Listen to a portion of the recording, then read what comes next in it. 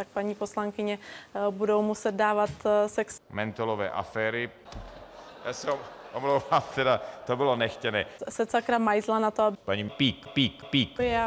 Já chci rozrajcovávat, jak se mi to zjevně podařilo. Je to zrůdné. Ona sice říká, že je rozrajcovaná, ale není rozrajcovaná. Ve skutečnosti ale není rozrajcovaná. Paní místopředsedkyně Karolína Pík je úplně jiný typ erotický. Bude se tvářit, že je rozrajcovaná, ale je úplně chladnokrevná.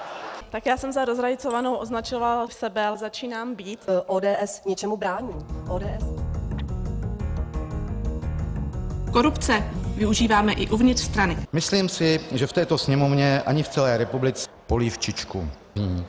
Beze mě byste nikdo nevěděli, čeho je kolega Bárta schopen.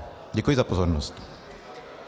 Jsme byli k panu Bártovi pozváni pro půjčku a není tu také nikdo, kdo by nevěděl, jak pan Bárta sledoval politiky prostřednictvím ABL. A rozhodně tu také není nikdo, kdo by si myslel, že Radek John reálně vede věci veřejné. A určitě tu není nikdo, kdo by si myslel... V prosinci vláda překonala krizi, která vedla k miniaturizaci politického vlivu jedné z odnoží věcí veřejných pod názvem lidem, spíše by se mělo říci bez lidí. Teď bude agenda paní místopředsedkyně koaliční vlády spočívat v podstatě v bezplatné konzumaci nápojů a pokrmů při zasedáních vlády a sněmovny.